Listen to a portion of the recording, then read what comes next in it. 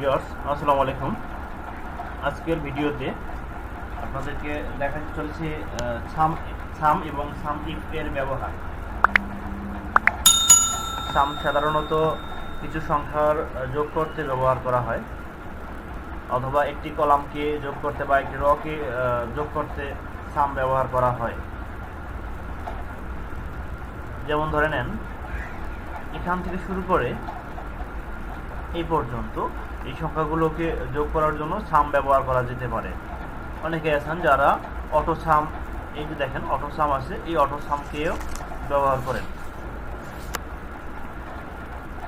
সাম কিভাবে ব্যবহার করা যায়, এখানে আমরা জানি যে কোনো ফর্মুলাকে কল করতে হলে ইকুয়াল ক্লিক করতে হয়, ইকুয়াল সাইন নিতে হয়। ইকুয়াল নিয়ে সাম লিখে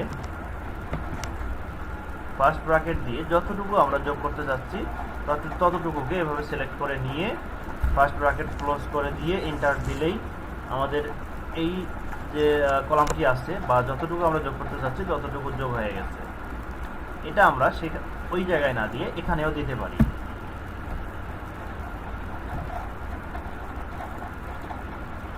সাম যতটুকু আমরা যোগ করতে চাচ্ছি ততটুকু নিলাম, নিয়ে যখনই আমরা ফার্স্ট ব্র্যাকেট ক্লোজ করে দেব, দিয়ে এন্টার দেব, দেখেন এখানে আমাদের এই সংখ্যাগুলোর যোগফল চলে এসেছে। এখন আমরা সাম ইফের ব্যবহার কিভাবে করব?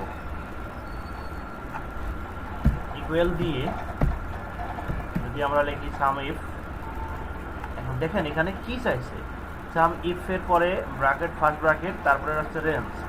আমরা কোনটার যোগ করব? রেঞ্জ চাইছে। আমরা এই ডেজিগনেশনওয়ালা ব্যক্তিদের সবার যোগফল নিয়ে আসবো। তাহলে এই ডেজিগনেশন সবগুলো আমরা সিলেক্ট করে নিয়ে আসবো। ডেজিগনেশন সিলেক্ট করে নিলাম, নিয়ে কমা দেব। তারপরে কি চাইছে দেখেন, ক্রাইটেরিয়া। এখানে লেখা আছে ক্রাইটেরিয়া। ক্রাইটেরিয়া আছে, আমরা কি ক্রাইটেরিয়া নিচ্ছি, কোন এই যে ডেজিগনেশনগুলো আছে ডেজিগনেশনগুলোর মধ্যে থেকে আমরা কোন ডেজিগনেশন, একটা নির্দিষ্ট ডেজিগনেশনের আমরা অ্যামাউন্ট বাহির করব। তাহলে ধরলাম আমরা সিনিয়র অপারেটর, সিনিয়র অপারেটর এটাকে আমরা ক্রাইটেরিয়া ধরে নিলাম, নিয়ে কমা দিব, দিয়ে আমরা কোন অ্যামাউন্টগুলোকে নিয়ে আসতে চাচ্ছি, এই যে গ্রোস, এই অ্যামাউন্টগুলোকে নিয়ে আসতে চাচ্ছি, আর এই অ্যামাউন্ট সবগুলো আমাদেরকে এভাবে ধরে সিলেক্ট করতে হবে। এভাবে ধরে সিলেক্ট করলাম, পরে যখন আমরা ফার্স্ট ব্র্যাকেট ক্লোজ দিব, দিয়ে যখন এন্টার দেব, এখানে চলে আসছে। দেখেন কি নিয়েছিলাম, সিনিয়র অপারেটর। সিনিয়র অপারেটরের এখানে যতজন আছে সকলের মিলে গ্রোজ অ্যামাউন্ট হচ্ছে এটা। আর এখানে যতগুলো লোক আছে সকল ডেজিগনেশনের ব্যক্তিদের গ্রোজ হচ্ছে এটা। আর সিনিয়র অপারেটর যতজন আছে এই সিনিয়র অপারেটরদের গ্রোজ হচ্ছে এটা। ভিউয়ার্স, আশা করি আপনারা সাম এবং সাম ইফের ফর্মুলা বুঝতে পেরেছেন।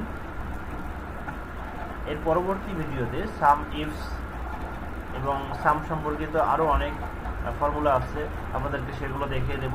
ততক্ষণ পর্যন্ত সঙ্গেই থাকবেন। আর যারা এখনও আমার চ্যানেলটিতে সাবস্ক্রাইব করেননি, অনুগ্রহ করে চ্যানেলটি সাবস্ক্রাইব করুন। ধন্যবাদ সঙ্গে থাকার জন্য। আসসালামু আলাইকুম।